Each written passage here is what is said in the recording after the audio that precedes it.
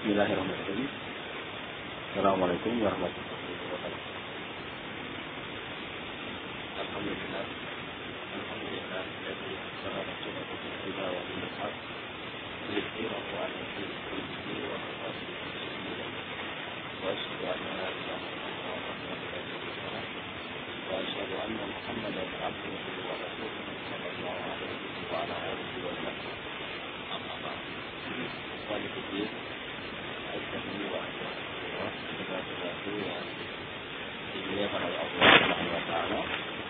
Jadi kita melanjutkan pembahasan kita dalam pembacaan kitab Mulakhas Al-Fiqh. Masih membahas tentang syurut salat, syurut syarat-syarat keabsahan salat. Kita sampai asyaratul khamis. Syarat yang kelima, Syekh Al-Fauzan mengatakan, wa min syurutis sholati an-niyah. Asyaratul khamis an-niyah. Syarat sahnya salat yang kelima adalah niat, harus adanya niat. Wa min syurutis sholat, dan termasuk dari syarat keabsahan salat adalah niat. Niat itu apa artinya? Secara bahasa lughatan al-qasdu. Al-qasdu. Qasdu itu adalah maksud dan tujuan yang timbul di dalam hati seseorang. Wa syar'an, sedangkan secara syariat adalah al-azmu ala fi'lil ibadati taqarruban ila Allah Ta'ala. Secara istilah dalam penggunaan dalam syariat Islam adalah al-azmu, yaitu satu tekad, suatu dorongan yang kuat di dalam hati, ala fi'l ibadah, untuk melakukan suatu perbuatan ibadah. Taqarruban, dalam rangka taqarruban, yaitu dalam rangka apa? Mendekatkan diri kepada Allah Subhanahu wa taala. Baik. Dari pengertian ini, dari pengertian yang disampaikan oleh Syekh Al-Fauzan ini, memberikan suatu pelajaran yang penting bagi kita tentang pembagian niat. Bahwa niat seseorang dalam melakukan suatu perbuatan ibadah atau perbuatan yang adat itu bersama ibadah itu harus terkandung dua jenis niat atau dua bagian niat. Yang pertama adalah al-azmu ala fi'l ibadah, al-azmu, yaitu suatu tekad atau suatu dorongan yang kuat untuk melakukan suatu ibadah. Nah, ini bagian yang pertama. Dinamakan dengan niatul amal. Ini namanya adalah niat untuk beraktivitas, niat untuk beramal, niat untuk melakukan sesuatu perbuatan. Apakah perbuatannya sholat zuhur atau sholat asar, apakah puasa, apakah mandi, harus ada. Nah, harus ada. Kamu itu mau apa? Oh, saya mau sholat zuhur. Berarti apa? Ada tekad untuk melakukan suatu aktivitas yang namanya sholat zuhur. Nah, ini namanya niat amal. Niat tujuan untuk beramal. Kemudian yang kedua, bagian niat yang kedua adalah taqarruban ila Allah. Artinya, kepada siapa amalanmu itu dipersembahkan, atau kepada siapa aktivitas amalanmu tadi kamu lakukan. Nah, ini namanya niat ma'mul lahu. Niat ma'mul itu kepada siapa ibadahmu itu kamu lakukan, untuk siapa. Nah, untuk Allah atau untuk pujian atau untuk mengharap popularitas atau untuk amalan dunia atau ingin harta, ingin uang atau apa. Baik, maka kita harus memahami dan menyadari di dalam niat kita itu terkandung dua bagian tadi yang harus benar semuanya. Kedua-duanya itu harus tepat dan benar. Nah, misalnya kita bangun tidur mendengar azan, maka timbul niat di dalam hati kita. Yang pertama, niat amal. Saya bangun berwudu untuk apa? Niat amal sholat subuh, namanya sholat subuh. ada semacam dorongan dalam hati kita untuk melakukan aktivitas sholat. Kemudian juga yang kedua yang harus kita adakan di dalam hati kita adalah untuk siapa. Saya sholat, saya bangun pada jam 4 malam ini, pada waktu yang dingin ini untuk siapa? Untuk siapa saya sholat subuh? Nah, harus diperbaiki. Harus ada perbaikan, harus ada untuk siapa? Nah, kita perbaiki bahwa kita sholat subuh itu untuk Allah Subhanahu wa Ta'ala, dalam rangka melaksanakan perintah Allah, mencari pahala dari Allah Subhanahu wa Ta'ala. Nah, itu arti niat dan pembagian dari niat. Niat itu terbagi dua, yang harus ada di dalam hati kita, niat amal apa, kemudian yang kedua kepada siapa amalanmu itu engkau kerjakan. Harus kita perbaiki, harus kita wujudkan setiap saat sebelum kita melakukan suatu amal. Baik. Kemudian beliau mengatakan wa mahalluha al-qalb, tempatnya. Niat itu tempatnya di mana? Nah, maka beliau menjelaskan bahwa tempat niat itu di dalam hati. Niat itu tempatnya di dalam hati. Karena apa? Niat tadi secara bahasa adalah al-qasdu. Al-qasdu. Qasdu itu adalah dorongan atau tekad. Dan tekad itu tempatnya di dalam hati. Sedangkan lisan itu tempat untuk berpikir, untuk mengucapkan. Fala yahtaju ila talaffudzi biha, maka tidak butuh kepada talaffuz. Talaffuz itu mengucapkan di lisan, niat. Nah, misalnya tadi ya, mulai bangun tidur jam 4 pagi, berwudu, kemudian sholat. Kemudian harus diucapkan dengan lisan, tidak perlu nawaitu apa, sholli subha misalnya, rakaatain fardhon, tidak perlu seperti itu. Karena apa? Niat itu sudah timbul, sudah kita bangun, mendengar azan kita bangun, itu sudah timbul niat. Kenapa kamu bangun malam-malam seperti itu? Sudah timbul niat, yaitu apa? Dalam rangka melaksanakan sholat subuh. Nah, niat itu sudah ada, sudah. Jadi dia bangun sudah ada, dia pergi berwudu. Untuk apa? Kamu pagi-pagi dingin-dingin berwudu atau berwudu? Karena memang sudah ada niat. Jadi niat itu tidak perlu talaffuzkan, tidak perlu apa? Diucapkan di lisan. Karena bukan tempatnya. Bicara ilmu bahasa Arab, tempat niat itu adalah al-qasdu. Qasdu yaitu dorongan yang timbul di dalam hati. Bal huwa bid'ah, bahkan itu perbuatan bid'ah. Mengucapkan niat di secara lisan itu bid'ah. Bid'ah kenapa? Yang pertama karena tidak ada tuntunan dari Nabi sallallahu alaihi wasallam. Nah, dan juga tidak ada tuntunan dari para sahabat radhiyallahu taala anhum, semoga Allah ridha mereka. Dan juga orang-orang yang mengucapkan niat di lisan mereka itu meyakini bahwa itu suatu ibadah yang penting menurut mereka. Sampai ada, kalau kita lihat, mereka yang mengharuskan, mewajibkan, bahkan ada yang mewajibkan niat itu harus di lisan. Sampai diulang-ulang, nawaitu sholli subha, kemudian masyarakat diulang-ulang, sampai itu lisan. Nah, menganggap itu sesuatu yang sangat penting, sesuatu yang sangat wajib, bahkan menganggap itu sesuatu yang mendekatkan diri pada Allah, maka itu dianggap bid'ah. Karena apa? Menganggap itu suatu ibadah, menganggap perbuatan talaffuz niat itu suatu ibadah yang penting, padahal tidak ada tuntunan, maka itu bid'ah. Baik. Lam yaf'alhu Rasulullah sallallahu alaihi wasallam wala ashabuhu, tidak pernah hal tersebut, yaitu melafazkan niat di lisan dilakukan oleh Rasulullah SAW dan para sahabatnya, tidak pernah. Mereka seorang pun tidak pernah melakukannya. Nah, Dan Allah Subhanahu wa taala mengatakan, "Lau kana khairan ma sabaquna ilaihi." Kalau seandainya hal itu suatu kebaikan, maka kalian tidak akan mungkin mendahului mereka.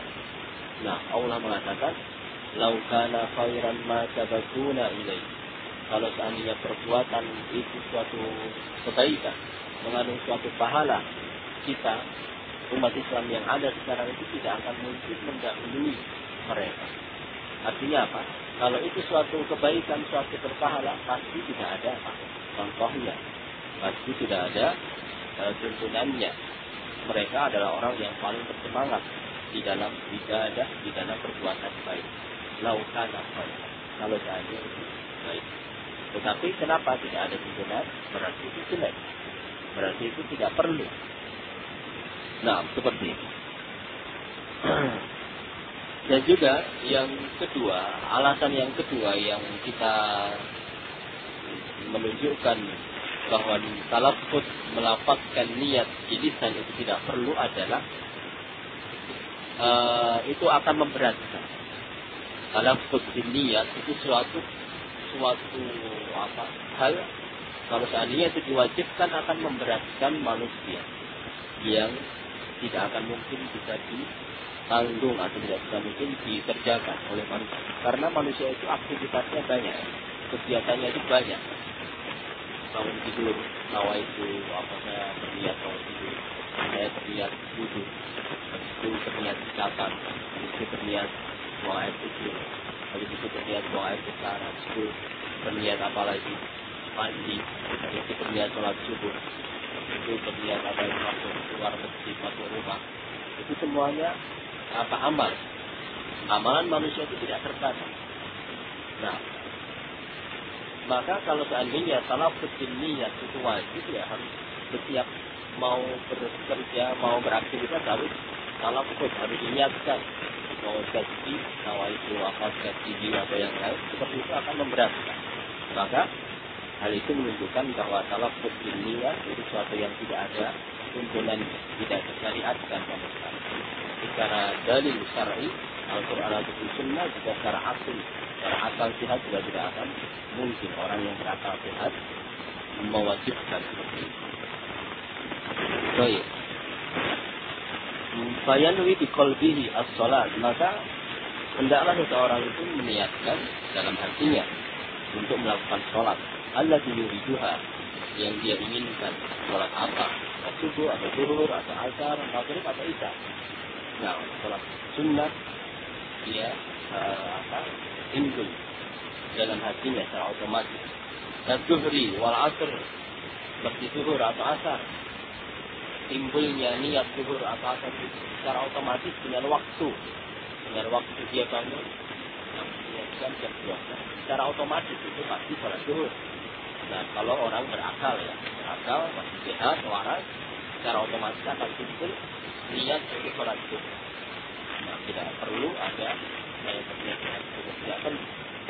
Kalau jam 3 seperti itu misalnya, itu sudah otomatis sholat asar. Sudah tenggelam matahari, ya otomatis sholat maghrib. Nah, dengan adanya waktu itu sudah membedakan niat ibadah. Itulah zuhur, asar, maghrib dan yang lain-lain. Kemudian berdasarkan hadis, innamal a'malu binniyat. Sungguhnya amal itu tergantung niatnya. Jadi yang menunjukkan kewajiban niat di dalam amal. Sungguhnya amalan itu tergantung niat. Tergantung di sini artinya apa? Yaitu dari sisi keabsahan. Sungguhnya amal itu tergantung niatnya. Tergantung itu maksudnya apa? Tergantung keabsahan. Sah atau tidaknya sah amalan itu tergantung niatnya. Kemudian juga dari sisi pahala atau tidak berpahalanya, itu juga tergantung niat. Nah, jadi niat itu fungsinya adalah dua. Bisa menyebabkan keabsahan suatu ibadah. Yang kedua bisa menyebabkan ibadah itu berpahala. Nah, sahnya ibadah yang pertama, yang kedua berpahalanya suatu ibadah. Kalau amalan benar, maka sah ibadah dan berpahala ibadah. Misalnya apa? Ada seseorang bangun tidur niat sholat subuh, niat sholat subuh. Kemudian dia ikhlas meniatkan sholat subuhnya kepada Allah Subhanahu wa Ta'ala, maka dia mendapatkan dua hal. Yang pertama, sholat subuhnya sah dan dianggap oleh Allah Subhanahu wa Ta'ala, menghilangkan beban syariat padanya. Kemudian yang kedua, dengan sholat subuh yang dia lakukan dengan niat yang benar-benar dia mendapatkan pahala dari Allah Subhanahu wa Ta'ala. Baik. Dan kadang-kadang ada seseorang beramal ibadah, sah, amal ibadahnya sah, tetapi tidak mendapat pahala. Karena apa? Rusaknya tujuan ibadahnya. Amalannya sah, tetapi rusaknya tujuan ibadah. Seperti kalau ada seseorang beramal sholat, misalnya beramal sholat, kemudian tetapi niatnya untuk mencari pujian manusia,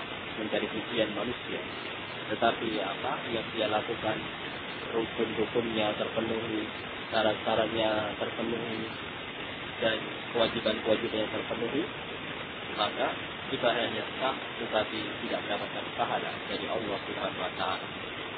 Seperti juga misalnya orang berpuasa tetapi tidak meninggalkan amalan-amalan yang jelek seperti kedustaan atau amalan-amalan yang tidak baik, maka puasanya sah tapi tidak berpahala.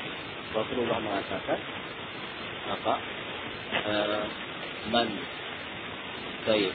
man lam yada qawlan zur wa fi'lan bihi fala hajata lillah an yada ta'amahu wa syarabahu. Barang siapa seorang manusia yang tidak mampu meninggalkan ucapan-ucapan kedustaan dan perbuatan-perbuatan yang mengandung kedustaan, maka Allah tidak membutuhkan baginya untuk meninggalkan makan dan minumnya. Nah, maksudnya apa? Ada orang berpuasa, menahan lapar, menahan haus, tapi masih mengucapkan kata-kata yang kotor, kata-kata yang dusta. Nah, puasa yang sah akan tapi akan tidak pahala di sisi Allah, atau pahala yang berkurang. Karena apa? Karena tadi ada beberapa hal yang tidak terpenuhi dari niat ataupun amalan-amalan yang dia lakukan tadi. Jadi intinya adalah niat itu bisa menyebabkan keabsahan suatu amalan dan juga bisa menyebabkan pahala atau bahkan berdosa. Suatu amalan itu bisa dosa gara-gara niat yang dia lakukan. Fayanwi ma'a takbiratul ihram, maka hendaklah seseorang sholat meniatkan sholat bersamaan dengan pada waktu dia bertakbiratul ihram, takbir yang pertama Allahu Akbar. Nah, lalu dia niat dalam hatinya. Litakuna niyyah muqarinatan bil ibadah, agar niat itu muqarinah artinya berdekatan dengan ibadah. Wa in taqaddamat di zamanin yasir, kalau seandainya niat itu mendahului ibadahnya dengan waktu yang sedikit, bil waktu fala ba'sa, tidak mengapa. Nah, dalam penjelasan beliau Dr. Al-Fauzan mengatakan bahwa sebaiknya niat itu berdekatan dengan ibadah, jangan sampai terlalu jauh. Nah, artinya apa? Kalau mau sholat, ya niatnya itu diperbaiki, diperbaharui pada waktu takbir. Nah, seperti itu. Tetapi dalam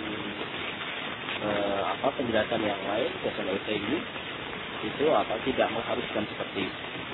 Artinya apa? Antara niat dan ibadah itu tidak harus bersambung. Boleh ada tengah, ada jeda. Misalnya kita tadi orang bangun tidur jam 4, kemudian dari rumah sudah ada niat sholat subuh, kemudian berjalan ke masjid, habis itu di masjid sholat sehat di masjid, sambil menunggu imam datang 4 jam berikut, dia niatnya sudah dari rumah, niat kamu sholat subuh. Nah, berarti antara niat dan ibadahnya 4 jam setelah ini. Boleh tidak? Maka boleh. Tidak mengapa, tidak harus apa? Tidak harus bersamaan, tidak harus bersambung. Nah, selama apa? Selama niatnya itu terus ada dan tidak dibatalkan, walaupun terpisah dengan zaman, dengan waktu, baik sedikit ataupun banyak, maka tetap sah dan tidak mengapa, tidak diharuskan harus bersambung. Nah, itu yang lebih tepat seperti itu. Baik. Kemudian yang selanjutnya beliau menjelaskan wa yushtaratu an tastamira an-niyah fi jami'i shalat. Dan disyaratkan bahwa niat itu tastamir, terus ada, terus bersambung fi jami'i shalat, di seluruh salat dari awal sampai akhir. Artinya apa? Jadi ada seseorang niat salat subuh sejak dari rumah. Maka setelah itu sholat subuh. Dari awal sholat subuh dengan apa? Takbir sampai salam. Dari awal sholat subuh, takbiratul ihram sampai salam, itu harus bersambung. Niatnya itu istimrar, terus ada. Jangan sampai niatnya itu diputus di tengah jalan. Nah, artinya apa? Jangan sampai niat yang sudah ada dari rumah sholat subuh diputus di jalan, putus di tengah-tengah ibadah. Karena apa? Fa'in qata'aha, kalau dia memutusnya asna as-sholat, di tengah-tengah sholat, di tengah-tengah ibadah, batalat sholat, maka sholatnya batil. Sholatnya apa? Tidak diterima dan tidak sah. Contohnya apa misalnya? Ada seseorang ya, sholat sunnah, ya. Sholat sunnah, sholat apa? Sholat sunnah, sholat duha. Nah, sholat duha, Allahu Akbar. Kemudian sudah rakaat pertama, tiba-tiba ibunya memanggil. Nak, sini nak, ini ibu butuh apa? Butuh bantuan. Kelihatan ibunya sangat membutuhkan sekali. Nah, maka apa? Seorang anak tadi memutus sholatnya, sholat sunnah, dalam rangka untuk menjawab panggilan hidup yang hukumnya wajib. Maka seperti itu sholatnya apa? Batal. Sholatnya putus tengah jalan dan batal. Nanti harus dia ulangi sholatnya tadi. Nah, seperti itu. Artinya apa? Memutus niat di tengah-tengah ibadah. Itu ada 2 hukum. Yang pertama hukumnya boleh, yang kedua hukumnya haram. Nah, memutus niat pas waktu tengah-tengah ibadah. Boleh tidak? Maka jawabannya perlu dirinci. Yang pertama adalah untuk apa? Perinciannya itu kenapa? Alasannya engkau memutus ibadahmu di tengah-tengah pelaksanaannya. Kalau tujuannya itu kalau tujuannya itu bagus, tujuannya itu benar, maka boleh. Seperti tadi ya, ada orang sholat sunnah, sholat duha, hukumnya apa? Sunnah. Kemudian tiba-tiba dipanggil oleh ibunya dalam keadaan kelihatannya sangat butuh, ibunya sangat butuh panggilan yang harus ini cepat, itu sangat butuh. Maka yang benar diputus apa? Ibadah sholat sunnahnya itu diputus. Karena apa? Hukumnya sunnah, sedangkan menjawab panggilan orang tua itu hukumnya wajib. Baik. Maka seperti itu hukumnya apa? Anak-anak saudara-saudara boleh ya. Nah, boleh memutus ibadah di tengah-tengah, memutus niat di tengah-tengah ibadah dengan tujuan sahih, dengan tujuan yang benar. Seperti itu boleh. Nah, Imam Bukhari menyebutkan sebuah kisah, hadis yang sahih. Rasulullah menceritakan tentang kisahnya Juraij. Ada dulu zaman Bani Israel, Rasulullah menceritakan ada seorang ahli ibadah zaman Bani Israel yang bernama Juraij. Juraij itu ahli ibadah, punya tempat ibadah sendiri, dia menyepi di tempat ibadahnya, mengkhususkan diri untuk ibadah pada Allah di situ. Nah, kemudian pada suatu hari ibunya memanggil, sudah, ini saya butuh dalam keadaan sudah sedang sholat. Maka sudah agak bingung apakah dia memutus sholatnya ataukah menjawab panggilan itu. Kemudian dia memutuskan sholatnya dilanjutkan.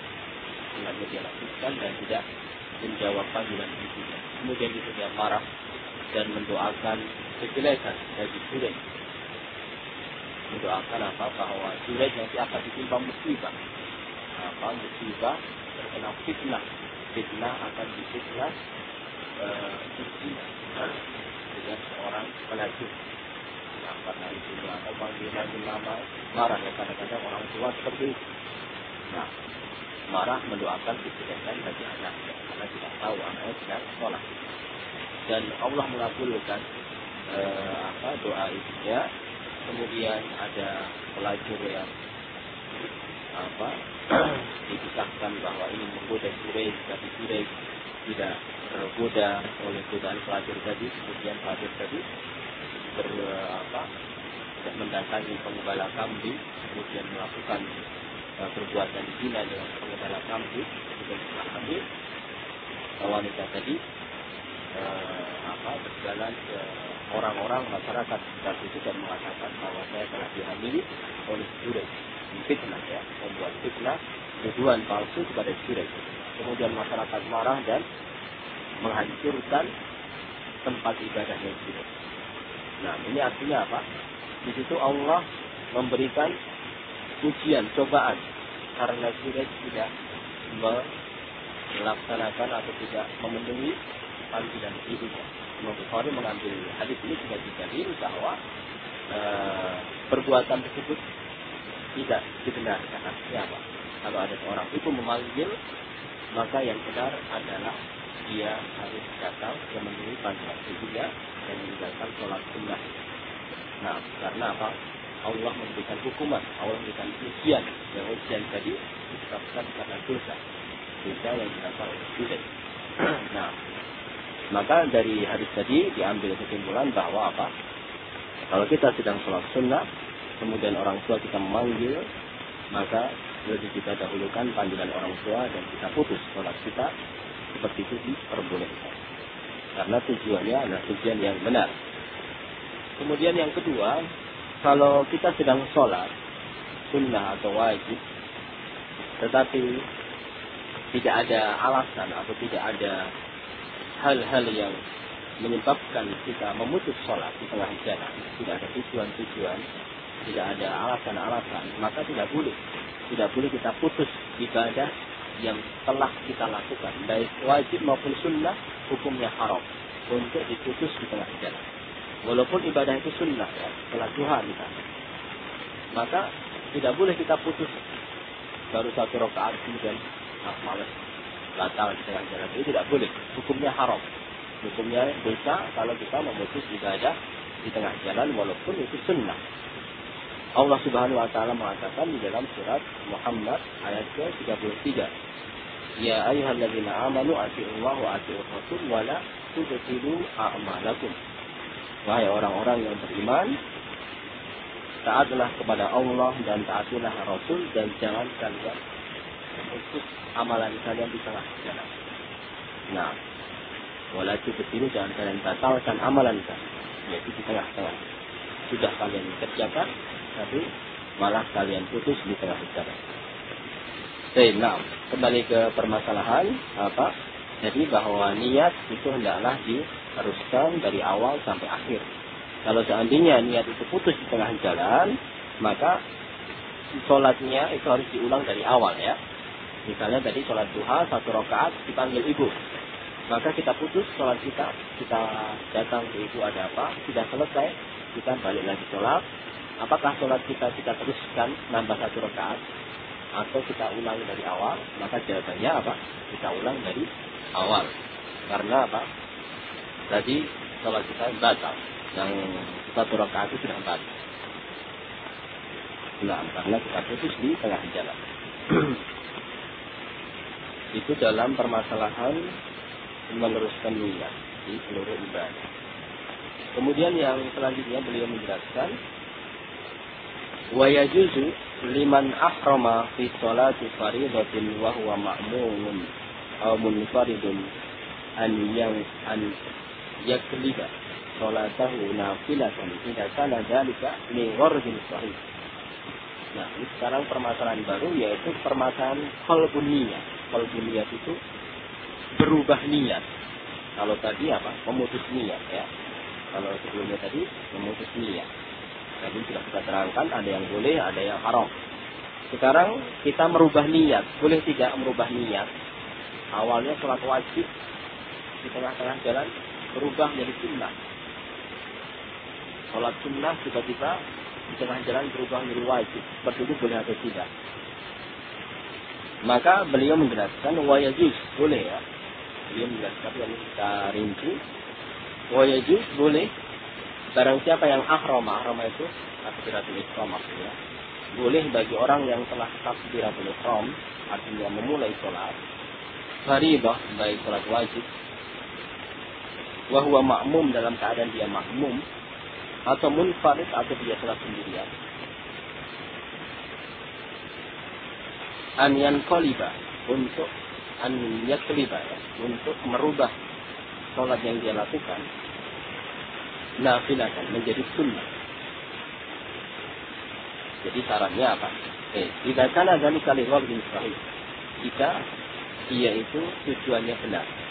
Nah, jadi boleh dengan syarat. Syarat yang pertama apa?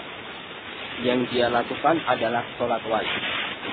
Yang dia lakukan adalah sholat wajib. Kemudian yang kedua, dia munfarid. Ini yang benar ya. Yang kedua munfarid. Dia rubah menjadi sunnah. Itu boleh. Apa? Ada orang sholat wajib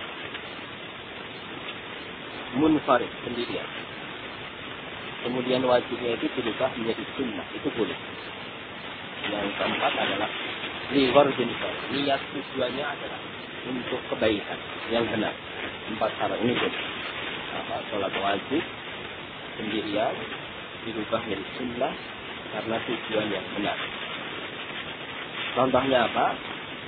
Misalnya bagaimana? Misal an yuhrima munfaridan. Contohnya ada orang datang ke masjid. Ternyata sholatnya sudah selesai. Sholat jamaahnya sudah selesai. Dia rumah sholat jamaah ternyata sudah terlambat. Dia cari-cari tengok-tengok kanan kiri, tidak ada teman. Tidak ada teman untuk diajak sholat apa? Jamaah. Maka apa yang dia lakukan? Dia sholat sendirian ya kan? Sholat, misalnya sholat apa? Zuhur. Dia sholat zuhur. Dan zuhur itu sholat apa? Fard ya, wajib. Kemudian sholat apa? Dia munfarid, sendirian. Setelah sholat zuhur dapat 1 rakaat, tiba-tiba datang orang, 3 orang. Maksudnya sholat apa? Jamaah. Dia sholat di sini. Kemudian setelah dapat 1 rakaat, ada 3 orang datang. Sholat di sampingnya, sholat jamaah. Maka boleh bagi dia untuk merubah niatnya. Tadi niatnya sholat apa? Sholat zuhur. Maka dia rubah. Sudah dapat 1 rakaat, dia rubah menjadi sholat sunnah. Nah, dia rubah menjadi sholat sunnah. Berarti apa? Tambah 1 rakaat, kemudian tambah 1 rakaat salam, habis itu ikut sholat jamaah. Ditambahinnya, niatnya apa? Wajib. Seperti itu boleh. Tidak mengapa, boleh. Karena apa tadi? Yang pertama, awalnya dia sholat wajib. Yang kedua, dia sendirian. Ya kan, munfarid. Kemudian merubah menjadi sunnah ya. Awalnya wajib, berubah menjadi sunnah. Tujuannya apa? Benar. Tujuannya untuk mendapatkan sholat jamaah. Kalau sholat sendirian, dia cuma dapat pahala 1 derajat. Maka dia rubah agar saya mendapatkan pahala 27 derajat. saya rubah sholat ini, saya sholat sunnah saja, kemudian ikut sama samping saya biar mendapatkan 27 tingkat. Seperti itu diperbolehkan. Syaikhul Fauzan memperbolehkan dan juga Syekh ini membolehkan dalam termin. Nah, Syekh ini mengatakan orang yang seperti tadi punya 3 pilihan. Punya 3 pilihan ya. Ada orang sholat zuhur sendirian, tiba-tiba ada jamaah sholat setelahnya. Ada 3 pilihan bagi dia. Pilihan yang pertama, boleh untuk dia meneruskan sholat wajibnya. Boleh baginya untuk meneruskan ya sudah sholat zuhur sendirian seperti dari awal boleh. Pilihan yang pertama boleh dia meneruskan sholat sendirian sholat zuhur, tapi pahalanya ya apa? 1. Yang kedua, boleh dia langsung batal. Sholat zuhur dapat 1 rakaat, tahu di sampingnya ada orang jamaah, langsung batal. Langsung batal, putus, kemudian dalam rangka ikut oleh jamaah. Boleh. Yang ketiga, seperti yang kita jelaskan, berubah niatnya menjadi sholat sunnah 2 rakaat.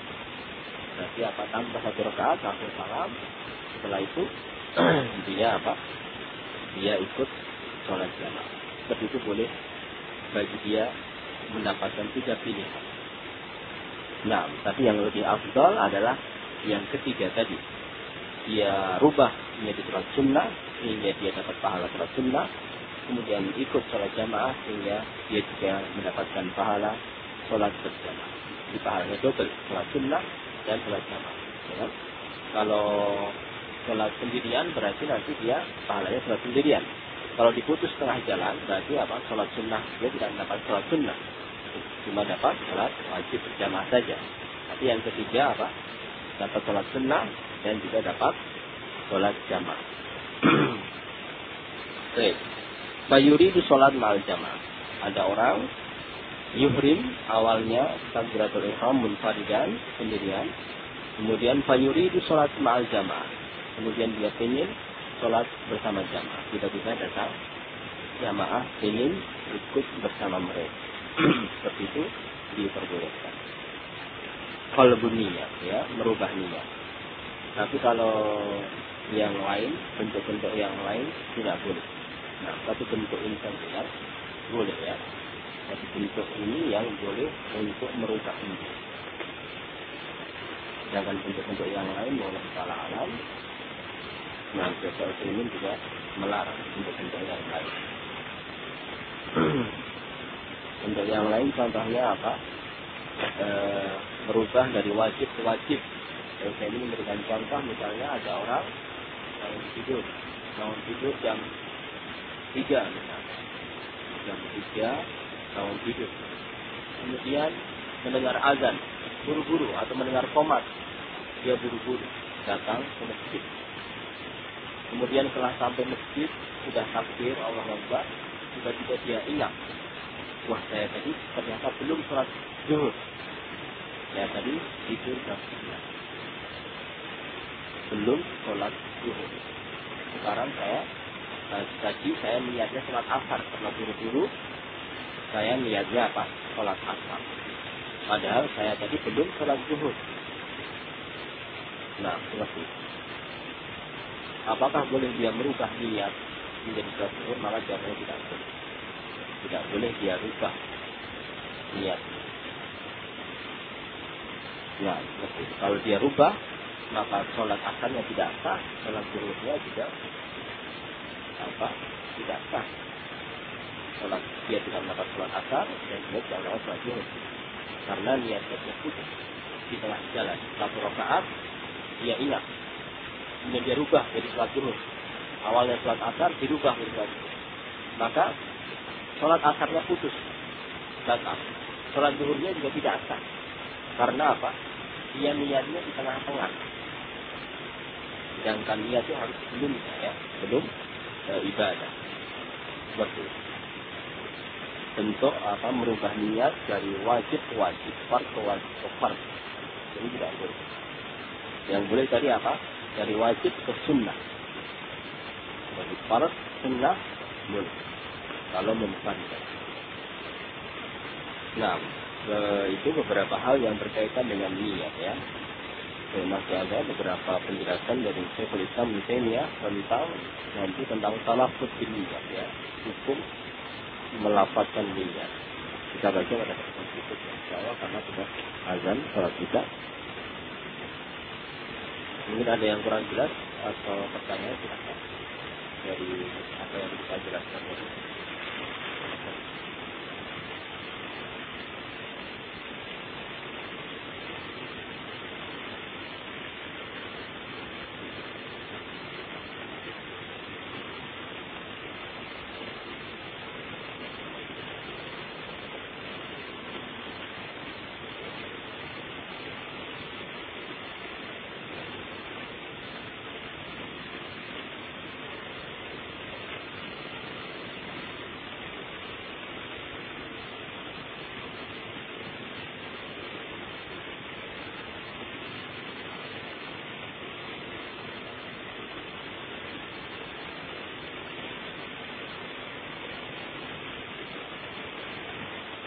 Kalau tadi berjamaah, itu makanya 2 orang, imam sama makmum.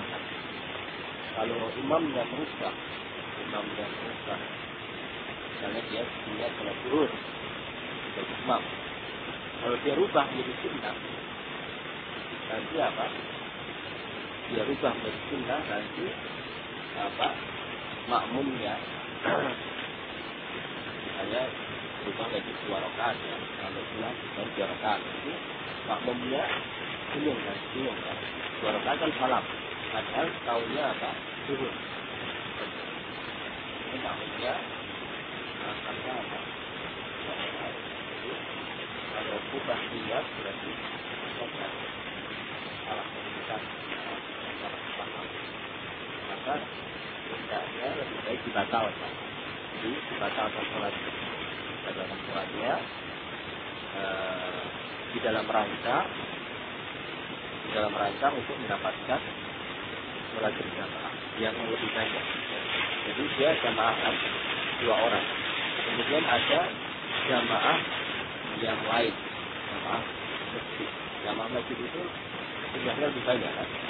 Maka boleh bagi dia mendudukkan, boleh tidak mengapa mendapatkan jamaah, dan juga boleh bagi dia untuk batalkan sholatnya.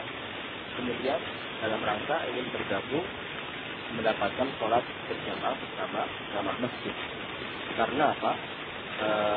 Rasulullah mengatakan sholatul itsnaini azka min sholat 2. Sholat 2 orang itu lebih azka, lebih baik, lebih bagus daripada sholat masjid.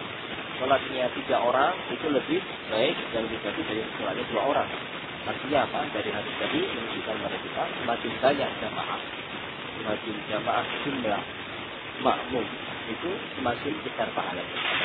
Maka boleh bagi seorang untuk membatalkan sholatnya dalam rangka apa? Dalam rangka ingin mendapatkan pahala yang lebih banyak. Dalam rangka ingin mendapatkan pahala yang lebih banyak. Seperti itu tidak mengapa.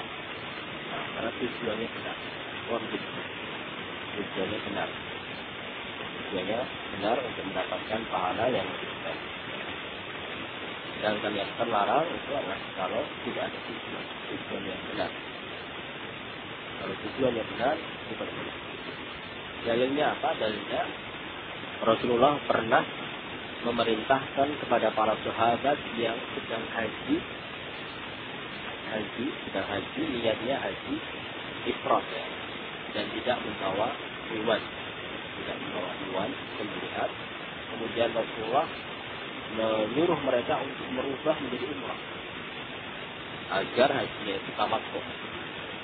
Pernah Rasulullah memerintahkan para sahabat yang niat haji dari kota Madinah tapi tidak membawa hewan kurban untuk merubah niat haji menjadi umrah. Haji itu awalnya wajib, dirubah menjadi umrah. Tujuannya agar mereka umrah dulu tamat, kemudian setelah itu haji. Jadi haji tamat. Kalau langsung haji nanti haji ifrad. Dan pahala haji tamat itu lebih besar daripada haji. Nah, seperti itu diperbolehkan.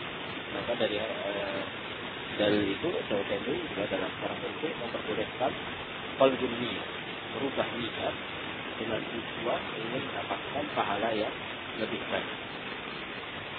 Nah, Allah Ta'ala.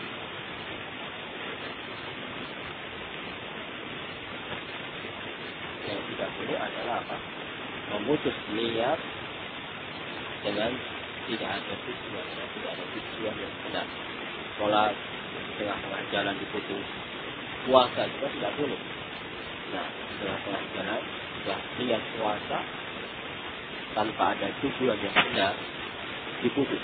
Tapi kalau tujuan benar, misalnya dapat undangan walimah, nah, boleh dalam rangka menghormati orang yang undang, ya boleh batalkan puasa sunnahnya. Dan tujuan yang benar, yang baik, mencari pahala yang lebih besar. Allah Ta'ala.